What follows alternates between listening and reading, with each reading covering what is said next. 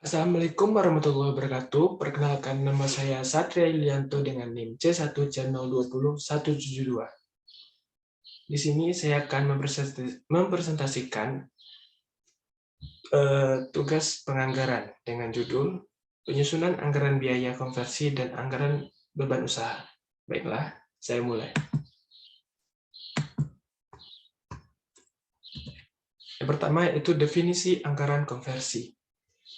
Biaya konversi yaitu biaya untuk mengubah bahan baku menjadi produk, yang terdiri dari biaya produk langsung atau BTKL dan biaya overhead pabrik atau BOP. Biaya bahan baku dan biaya tenaga kerja langsung atau BTKL disebut juga biaya produk langsung atau direct product cost.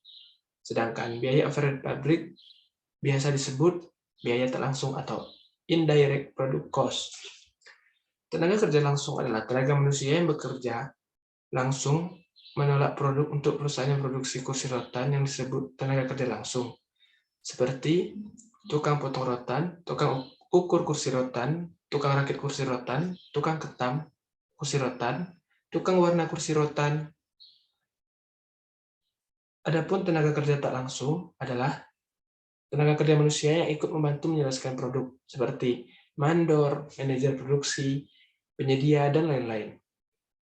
Upah untuk tenaga kerja langsung disebut biaya tenaga kerja langsung, sedangkan upah untuk tenaga kerja langsung disebut biaya tenaga kerja tak langsung atau BTKTL. Biaya tenaga kerja tak langsung merupakan salah satu unsur dari biaya overhead pabrik atau BOP. Selanjutnya yaitu penyusunan anggaran konversi. Tenaga kerja langsung adalah tenaga manusia yang bekerja langsung dalam pengolahan produk. Sedangkan tenaga kerja tak langsung adalah tenaga kerja yang ikut membantu penyelesaian produk. Upah untuk tenaga kerja langsung disebut biaya tenaga kerja langsung, sedangkan upah tenaga kerja tak langsung disebut biaya tenaga kerja tak langsung. Beberapa cara untuk menentukan jam standar per unit. Pertama yaitu menghitung rata-rata jam kerja yang dikonsumsi dalam suatu pekerjaan dari dokumen harga pokok periode lalu. Yang kedua, mencoba jalan operasi produksi di bawah keadaan normal yang diharapkan. Yang ketiga, membuat penyelidikan gerak dan waktu. Yang keempat, membuat taksiran yang wajar. Yang terakhir yaitu memperhitungkan estimasi waktu istirahat, penurunan kerja yang tak bisa dihindari, dan faktor kelelahan. Selanjutnya yaitu penyusunan biaya overhead pabrik. Biaya bahan baku dan biaya tenaga kerja langsung terjadi untuk membiayai produksi. Artinya, apabila perusahaan tidak melakukan kegiatan produksi, maka biaya tersebut terjadi. Besar kecilnya biaya bahan baku dan biaya tenaga kerja langsung bergantung pada tingkat produksi. Oleh karena itu, biaya bahan baku dan biaya tenaga kerja langsung termasuk unsur biaya variabel atau biaya overhead pabrik atau BOP. Adalah biaya pabrik selain biaya bahan baku dan biaya tenaga kerja langsung. Biaya pabrik adalah biaya yang terjadi di pabrik. Periode ini meliputi biaya bahan baku, biaya tenaga kerja langsung, dan biaya overhead pabrik.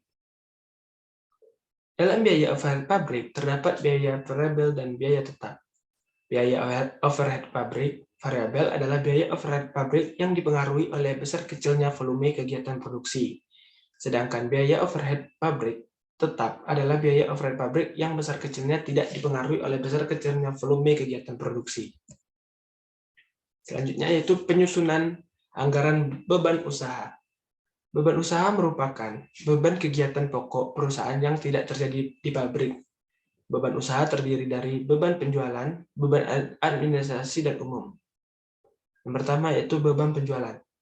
Beban penjualan merupakan beban yang terjadi untuk kepentingan penjualan produk utama. Beban penjualan ada yang bersifat tetap, tetapi ada juga yang bersifat variabel. Selanjutnya yaitu beban administrasi dan umum. Beban administrasi dan umum adalah beban yang umumnya terjadi pada bagian personalian, bagian keuangan, dan bagian umum, seperti beban gaji pinjaman dan staf, beban depresiasi peralatan kantor. Sekian presentasi dari saya akhiri dengan Assalamualaikum warahmatullahi wabarakatuh. Terima kasih.